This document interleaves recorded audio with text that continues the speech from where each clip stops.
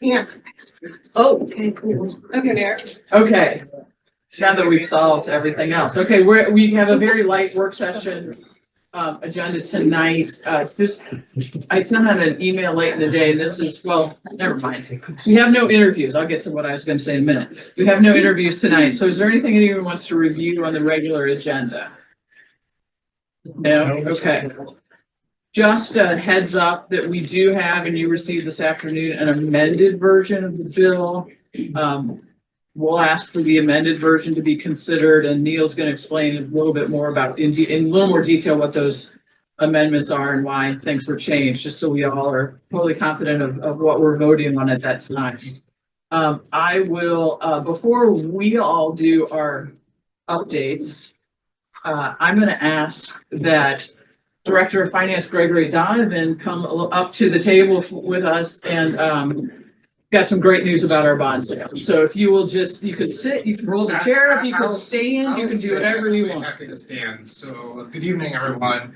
Good evening. Today we, at 10 o'clock this morning, we sold our bonds for Destination WG. And we had 11 bids for it, so which is It's a lot. excellence and a lot of, so there was a lot of interest. Apparently we were one of the first, if not the first, Missouri municipality to issue debt. So there's that generated some of the interest in our bonds. And they were sold actually at a premium, which means that we received an extra $762,000 for the sale of the bonds, which we'll be able to use for different projects related to the bond issuance that was authorized by the residents of the city. So that's great. Oh, I forgot to mention Raymond James provided the most competitive bid. So they're the ones who picked up our bonds for, and they'll go ahead and resell those. The spread was 4 to 5% on the interest on the bonds. That means that, I mean, that's where the market's at. That will also give us the opportunity over the next 2 to 3 years, depending on our spending schedule, to earn interest up to those amounts with the proceeds. So obviously we're gonna have to pay out our bills and everything like that. However, the remaining balance will allow us to be invested at 3.5%, 4% without entering what's called an arbitrage situation, which means we have to send money to the federal government, which we don't want to do. So we'll be good there. So it gives us some interest-bearing room as well to pick up some additional funds as we go along over the next few years, and leaves us with the opportunity to, in 2 or 3 years, whenever you decide, to issue the balance of the bonds that was authorized by the residents of Webster Groves. 17 million was. We received 17,195,000 is what we issued today. So what we sold today. So that 5% rate is going to fluctuate between 4 and 5. Most of the bonds actually in the early maturities, we did they built in a call for the 2035 bonds, and later up to that point we're paying 5, after that point we're paying 4. So that's the spread on the interest there. So That's good.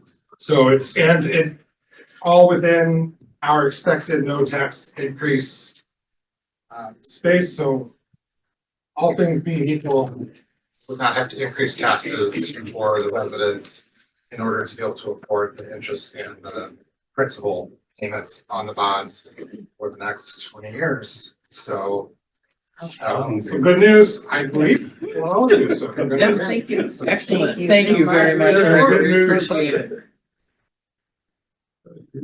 Emerson, why don't we start with you on issues and updates? I have no updates, Mayor. What a choice I made. No updates, Pam? Yes, I have some updates. Sustainability met last week, and just a couple things I wanted to bring to your attention is that, as we have a micro grant program for restaurants that want to sign up for the Green Dining Alliance, and that helps kick off some of those initial costs that they may need.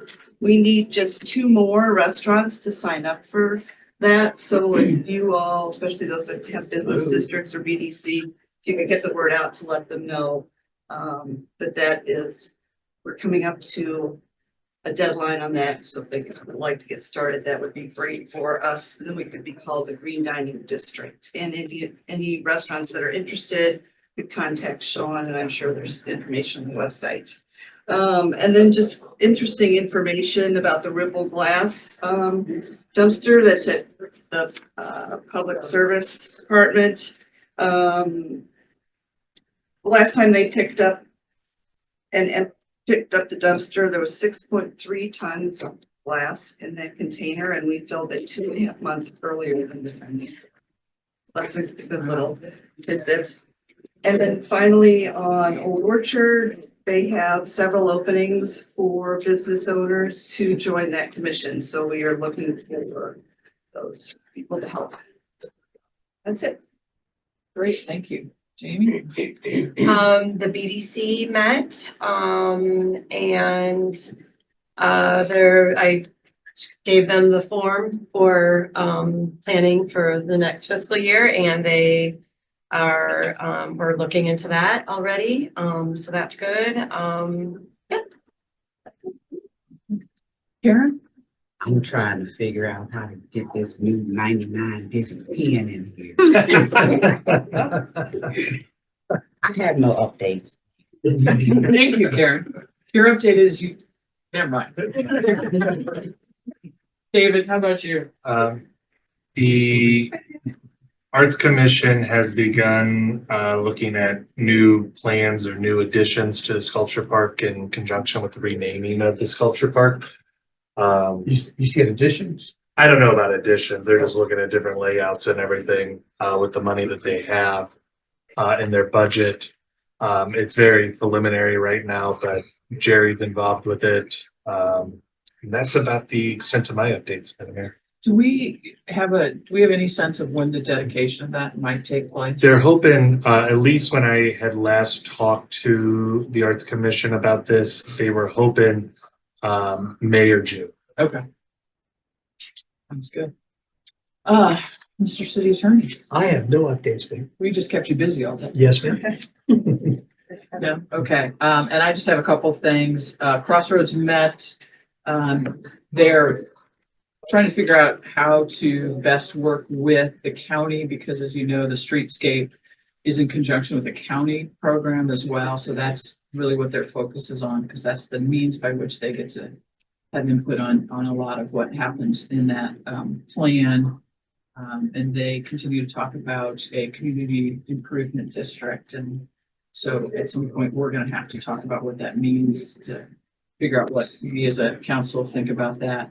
I gave you an update via email on Metro Mayors and St. Louis Media League Executive Board. Just a reminder, if anybody's interested, Thursday night, the new county prosecutor will be the speaker at, not this week, Thursday, a week from Thursday. No, yeah, a week from Thursday at the county municipal league, St. Louis Municipal League meeting, which will be at Creve Coeur, so it's not too far.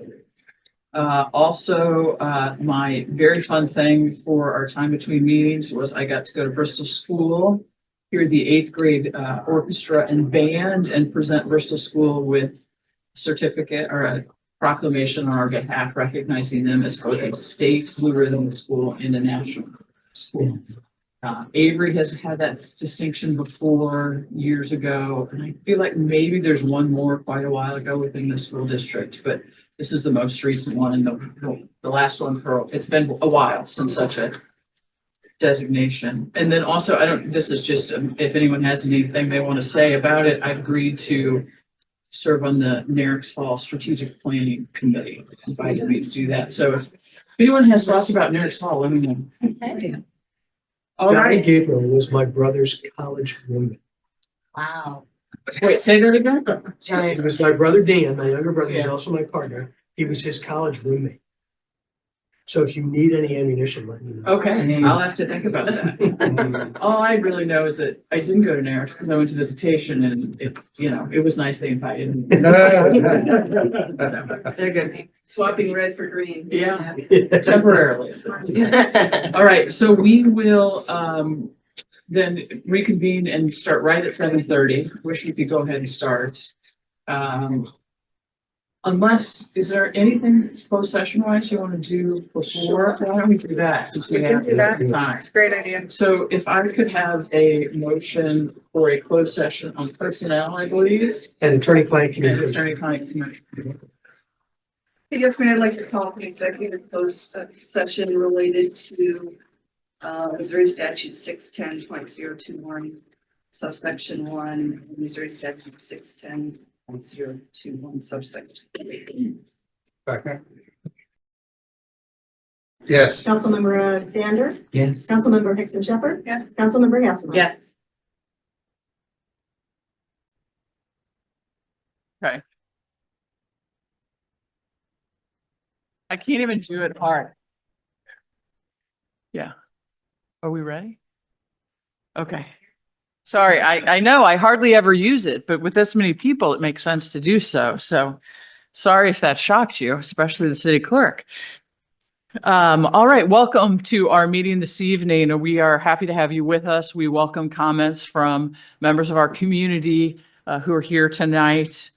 Please remember that those are limited to 3 minutes so we can get to our business in a timely fashion. If you would like to make a public comment, there are speaker cards that are by the table over there. We'll ask for you to give your name and address and turn them in at the end of the dais.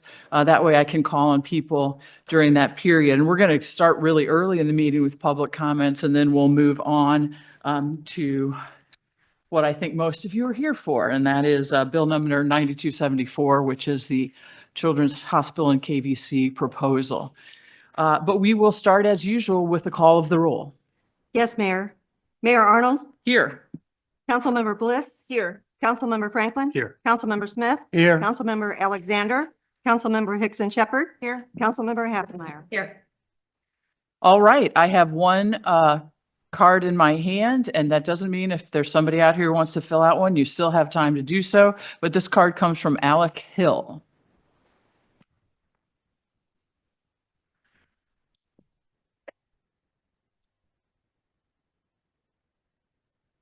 Could you give your name and address, please, for the record? Thank you. Is that better? There we go. Now I hear myself. Alec Hill, 247 South Forest. My wife and I have lived in Webster since 1980. I do want to start by thanking the people that cleared the sidewalks. It was so much nicer coming here this evening. I want to speak briefly in favor of the KVC proposal because it hits so close to home. When I was a boy, my sister was born with hydrocephalus, and because of the fluid in her skull, her brain never developed properly. And by age 4, she was still nonverbal. She was violent and erratic and was a danger to my brother and myself. She would rub her head so violently on pillows that she had bald spots. She threw a heavy metal canister vacuum cleaner at my brother, bounced the record player off my dad's head. And when Mom became pregnant with twins, things had reached a crisis point and they needed some help. And thank goodness in New Jersey, we were able to go to the Vineland State School where Kathy was admitted. And my parents could turn their focus to raising 4 boys. At age 6, I was the oldest. And anyway, there are families in crisis all around us. And I hope that you can take the next step to approve the KVC plan. Thank you. Thank you very much.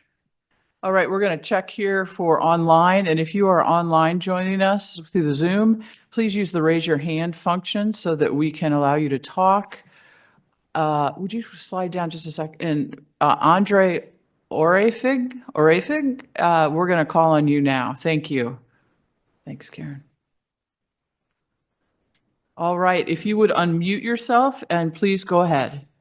Yes, hi, my name is Andrew.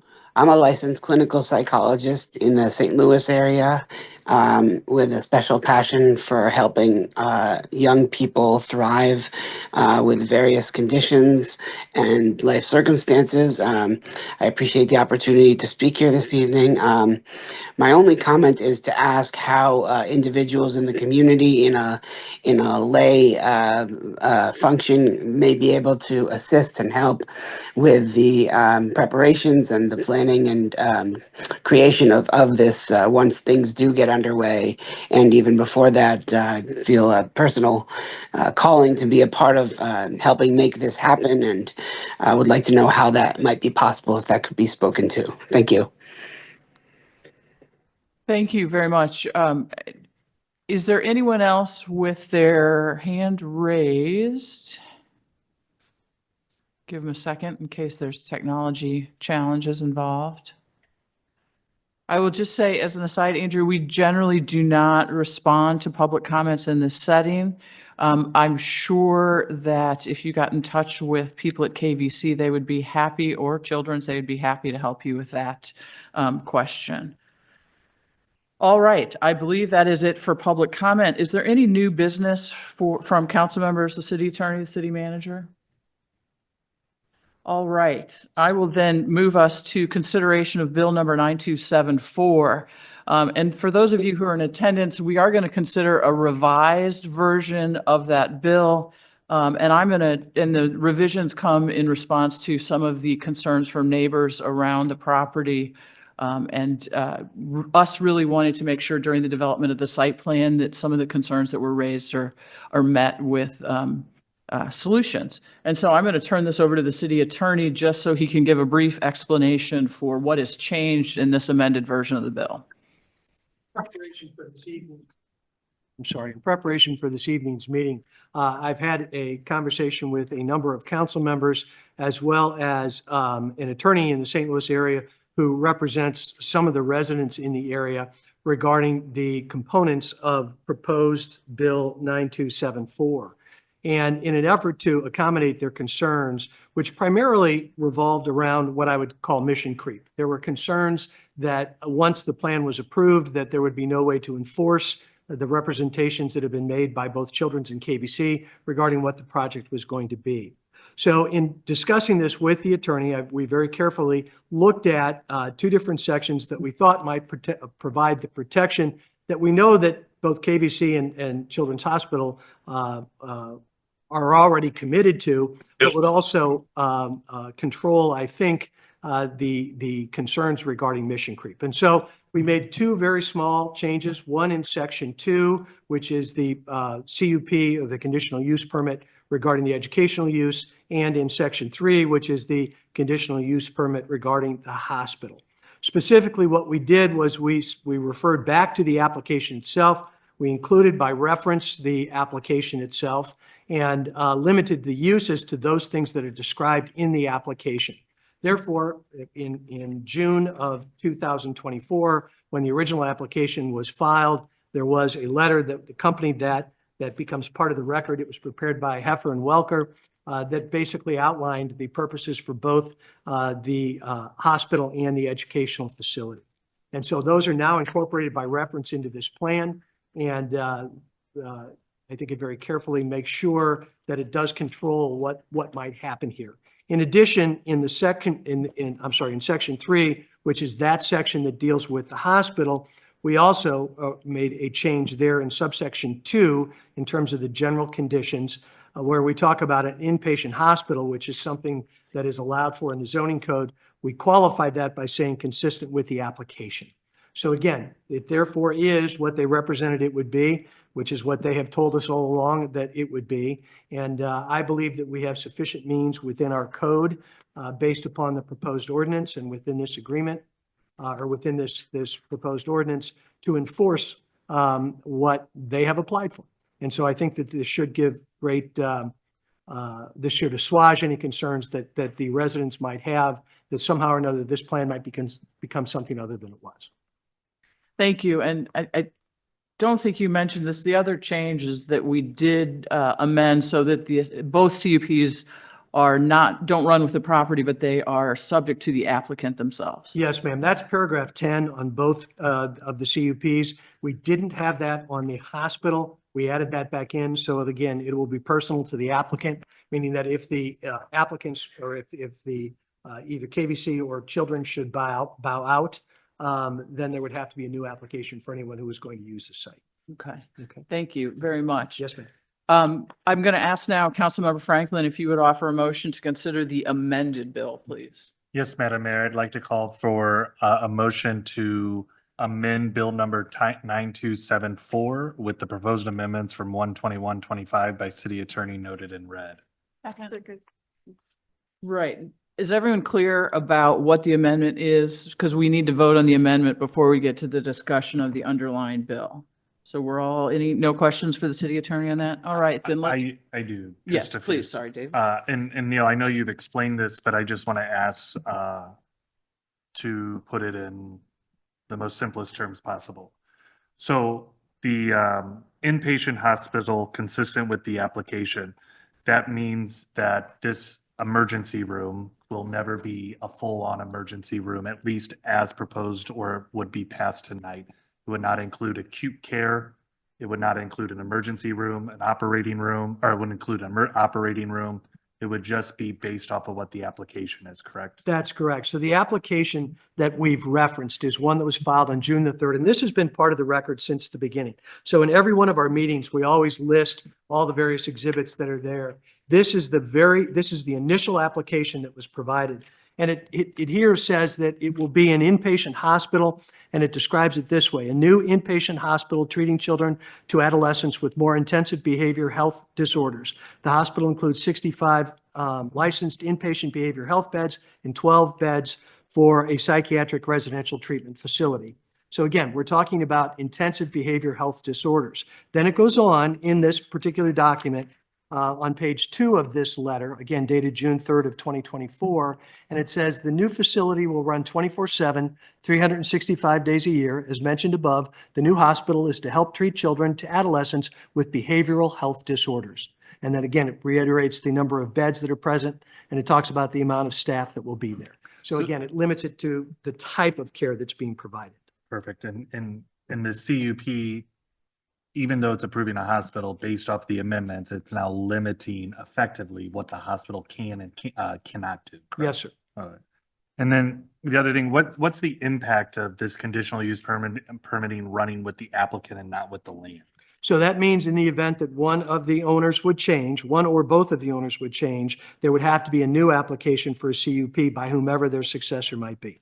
So KVC and BJC are committed to this if this gets passed. Yes. And one other thing that goes hand in hand, Councilman Franklin, with what you've just described, we have also referenced it specifically in the conditions that all provisions of the city code shall apply except as expressly modified. So we're using the overarching protections of the city code. That section that deals with conditional use permits has a provision under section 53.179, which says this, and it's called suspension of permit, reinstatement. If, after the application shall have been granted, it shall appear to the council that the conditions imposed upon the holder of the conditional use permit are being violated by such holder, the council may, by resolution duly adopted, suspend the conditional use permit and thereafter may reinstate the same resolution, not only, but only after being satisfied that full compliance with the conditional use permit has again been obtained. So again, you have ongoing control in the event, and while I have no reason to believe that there would be any violation of this, in the event that there were, you have control over that. So one of the other issues that a lot, especially surrounding neighbors, have raised are issues that I think mission creep's a good term, but concerned about, say, parking, traffic, landscaping, water retention.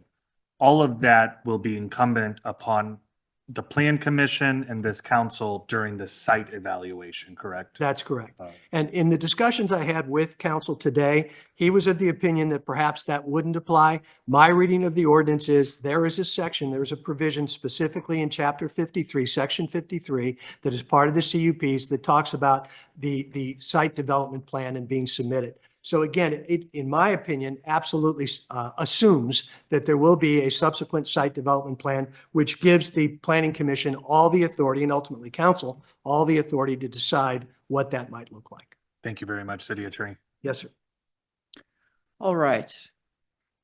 Let's go ahead and have the vote on the amendment then, please. Yes, Mayor. Councilmember Bliss, Yes. Councilmember Franklin, Yes. Councilmember Smith, Yes. Councilmember Alexander, Yes. Councilmember Hickson Shepherd, Yes. Councilmember Hasselmeyer, Yes. Mayor Arnold. Yes. Councilmember Hasselmeyer, will you call for the third reading and subsequent adoption of Bill number 9274 as amended? Yes, Madam Mayor, I'd like to call for the third and final reading and subsequent adoption of Bill number 9274. Second. Bill 9274, third and final reading. An ordinance amending the zoning map and approving two conditional use permits for an institution and a hospital for the property at 330 North Gore Avenue, St. Louis Children's Hospital petitioner and KVC Behavior Healthcare Missouri, Inc. property owner, and repealing ordinance 8811. Thank you. All right, we will have now a staff presentation, I believe.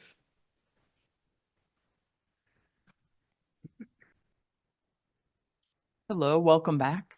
Thank you. Appreciate it. If it's on and sure.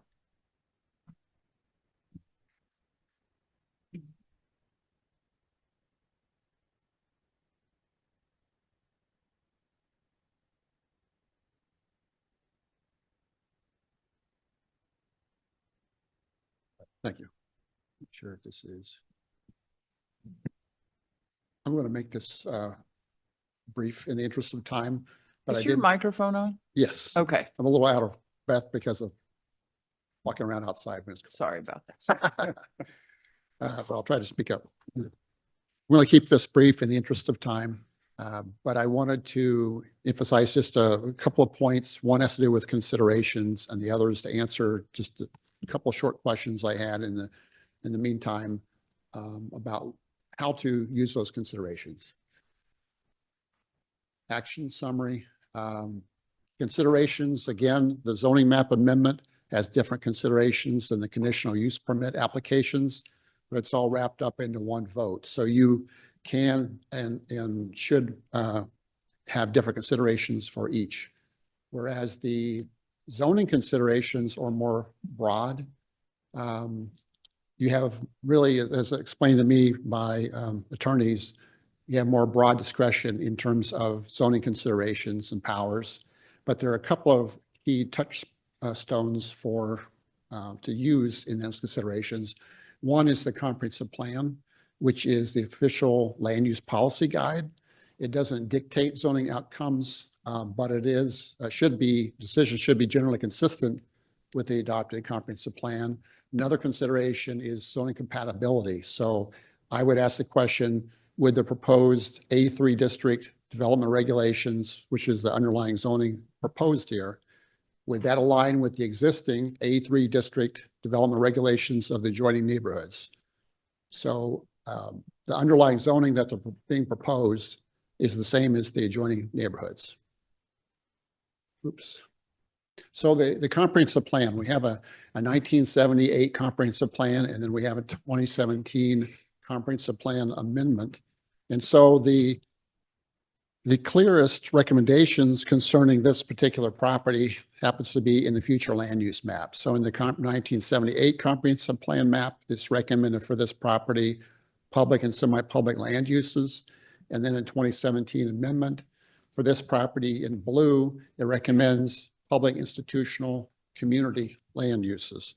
Now, when you dive into the text of the comprehensive plan for 1978, honestly, the recommendations are more internal to each one of those buckets of land uses. So it kind of has recommendations for residential areas, for institutions, and for commercial areas, but not necessarily so much for the interface between those. But I would say there is one recommendation I think is pertinent. When you look at several areas of the 1978 comprehensive plan, it talks about institutions in terms of open spaces provided by institutions. The subtext here is that Webster grows as a built-out community, it's hard to build back open spaces. And so the open spaces that are provided by institutions are really valuable to the community. And it recognizes that. So I would say in that regard, the development regulations for the KVC site, it requires a minimum of 30% open spaces. And also they're proposing, it imposes significant building setbacks. So in that way, I would say that what's being proposed is in alignment with the text of the 1978 comprehensive plan. In fact, the comprehensive plan goes on to say that these open spaces are of such value to the community that should the institutions be converted to some other use, let's say from institutions to offices or commercial or residential, the city may want to even consider buying up development rights to maintain some of those open spaces. Now, that's not relevant necessarily here because they're not really changing the land use in the big picture. It's still institutional to institutional. They're still proposing these significant open spaces as part of their plan.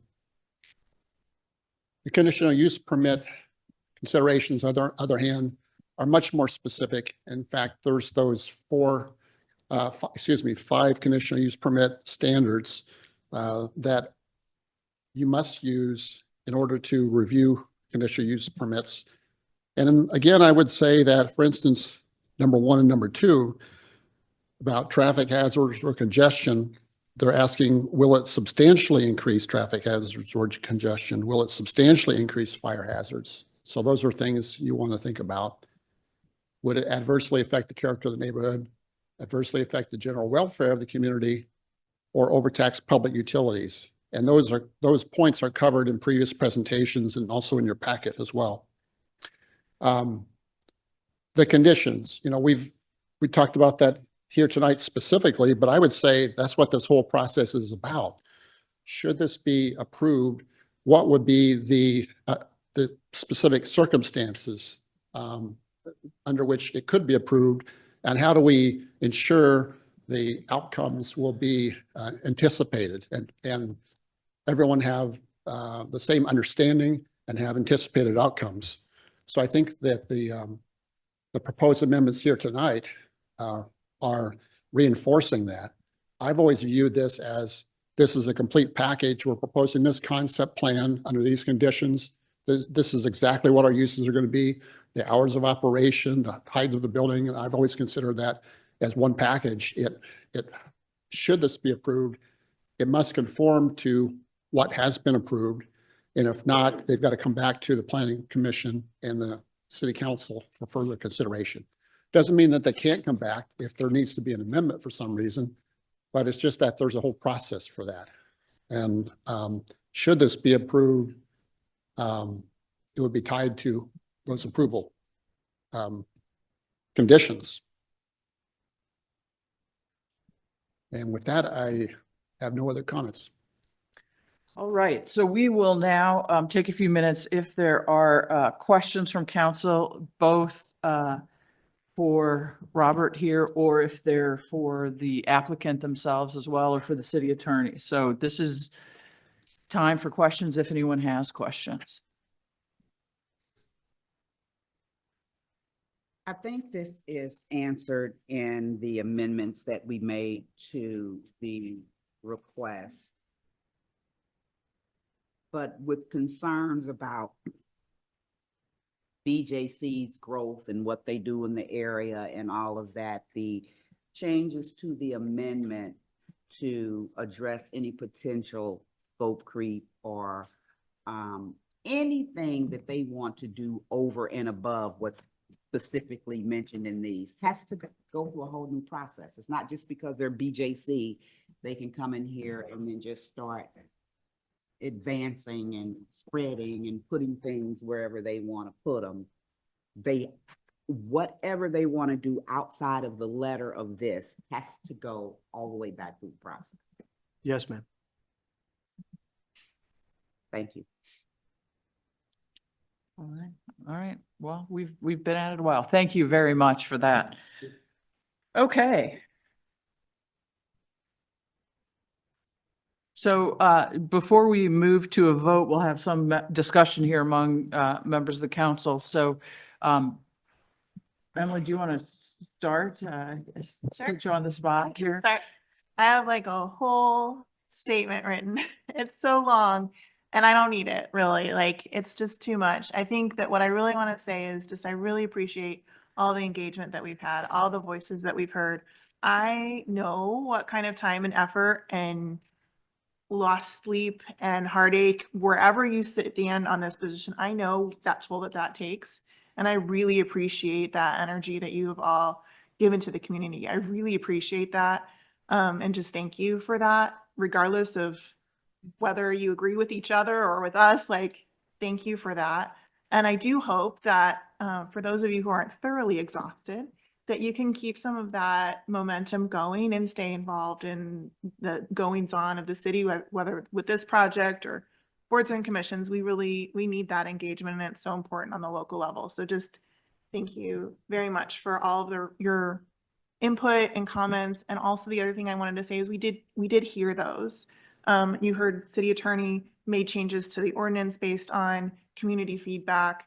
Throughout the process, I've been able to take questions from conversations that I've had and get answers for those and incorporate those into presentations. So I don't want you to feel like you're just shouting into a void. Like we really do hear you and we really do act on things when we can. So just thank you.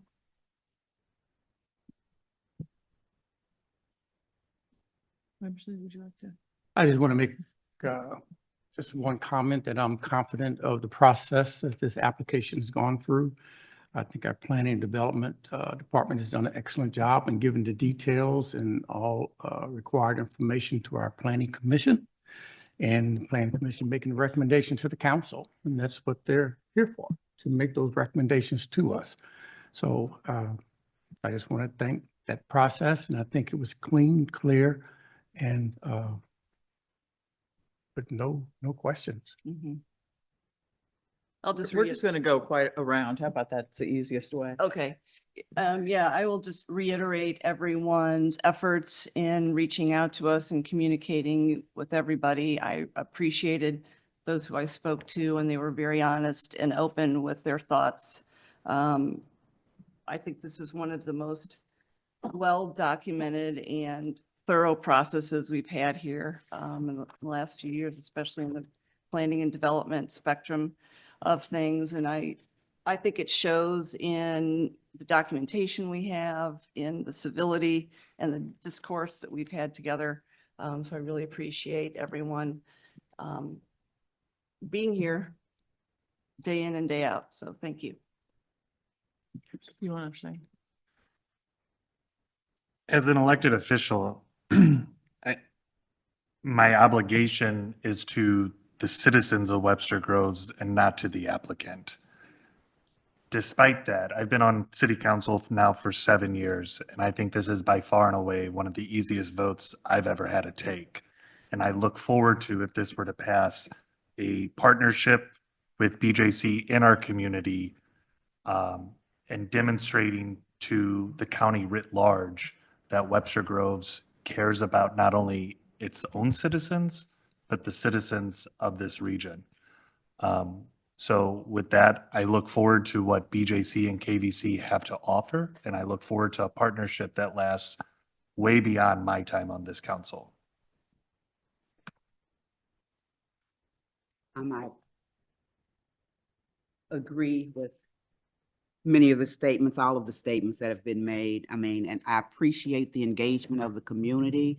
Again, whichever side or whatever your perspective is here, I just think that mental health is a national, just generally a huge concern, and especially with reference to our youth.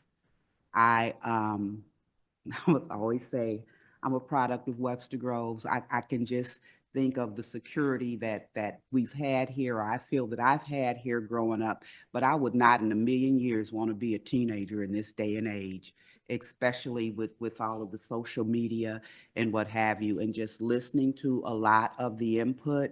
The challenges that exist because of the lack of support in this area is just something that you know, if we have the opportunity to do something with that, I welcome the opportunity to do something with that. And I would just really like to see Webster as a community, regardless of where you began on this issue and where we end, all work together to be part of addressing a solution to this issue that's facing our youth from a mental health perspective.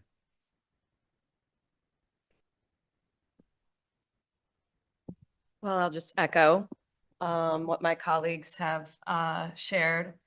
The robust engagement has been incredible. I've read each and every word of each and every letter, email.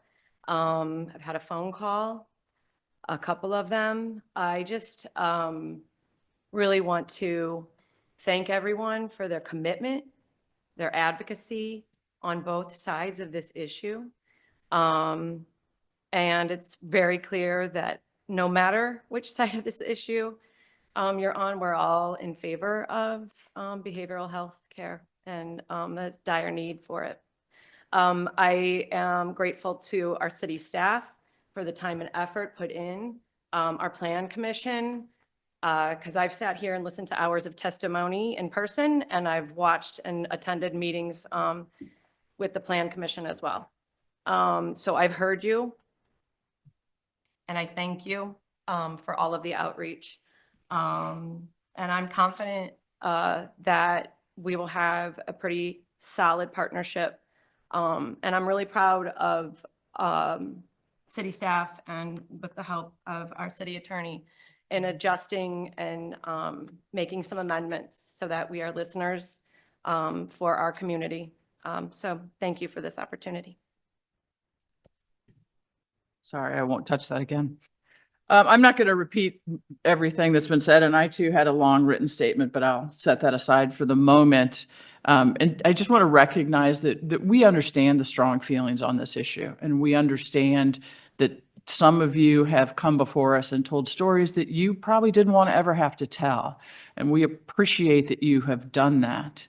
I will also say to the neighbors that I understand that your concerns, you feel like were sometimes labeled in ways that you didn't appreciate, that you do support children. We understand that. And so I will echo the gratitude about the number of people who have stood up and said things on this issue for us and helped us understand why this is so important, but also understand our job to look at the land use implications here and to deal with what the neighbors really have, which are some very legitimate concerns. And so when we talk about those 5 factors, you know, we've talked about character of community and traffic coming down to the 2 things that people at least have mentioned to me the most. And I really think that we have a proposal that will in fact improve the character of the community rather than diminish it. And we have some real evidence that traffic can be addressed. What I will say to the neighbors is that right now, Children's Hospital and KVC, and now by our votes, this council are making a commitment to you to hold everyone accountable for what has been discussed here. Making traffic workable, making the landscaping what you want it to be in your neighborhood. And so as elected officials, we're going to be accountable to that, and it's our job, and I can see our 2 presidents sitting in the front row nodding at me as I said this. It's our job as council to work with you all to make sure that this is something that we are all very proud of, whether you live right next door to it or whether you live across town or whether you live somewhere outside of Webster Groves. And I am confident now, again, thanks to some of the work from the city attorney today, that we feel like we can do that. I will also, before I finish, echo the thanks to our staff and our plan commission at the thoughtful work and the level of detail that has gone into considering this. You know, we've been at this for more than 6 months now in some capacity. And so that's a lot of dedicated staff time. And that's a lot of dedicated time from people in our community. And who's been left out so far is my colleagues. I mean, I think in terms of the decisions that I've been on council for us to make, the degree to which people have dug in and been thoughtful about this is really great. And I appreciate it very much. So I'm going to say at that, give everyone one last shot. Anyone have anything? All right, then why don't we go ahead and have this vote? Yes, Mayor. Councilmember Franklin. Yes. Councilmember Smith. Yes. Councilmember Alexander. Councilmember Hickson Shepherd. Yes. Councilmember Hassemeyer. Yes. Mayor Arnold. Yes, Councilmember Bliss. Yes. it seems sort of anticlimactic now, doesn't it? All right, we're going to move on to we have a very short rest of the agenda, so we're going to try and finish this up here. So I'm going to ask Councilmember Alexander if you could call for the third reading of Bill number 9275, please. And final reading of Bill number 9275 and its subsequent adoption. Second. Bill 9275, third and final reading. An ordinance authorizing and directing the issuance, sale, and delivery of general obligation bonds, Series 2025 of the City of Webster Groves, Missouri, prescribing the form and details of said bonds, providing for the levy and collection of an annual tax for the purpose of paying the principal of and interest on said bonds as they become due, and authorizing certain other documents and actions in connection therewith. Is there any discussion? Just thank you to staff. Our sale went very well, and we appreciate both our council and our financial staff for that help. And let's go ahead and have that vote, please. Yes, Mayor. Councilmember Smith. Yes. Councilmember Alexander. Councilmember Hickson Shepherd. Yes. Councilmember Hassemeyer. Yes. Mayor Arnold. Yes. Councilmember Bliss. Yes. Councilmember Franklin. Yes. Is there anything anyone would like to remove from the consent agenda? All right, Councilmember Franklin, could you call for its adoption, please? Yes, Madam Mayor, I'd like to call for the approval and adoption of the consent agenda. Second. Councilmember Alexander. Councilmember Hickson Shepherd. Yes. Councilmember Hassemeyer. Yes. Mayor Arnold. Yes. Councilmember Bliss. Yes. Councilmember Franklin. Yes. Councilmember Smith. Yes.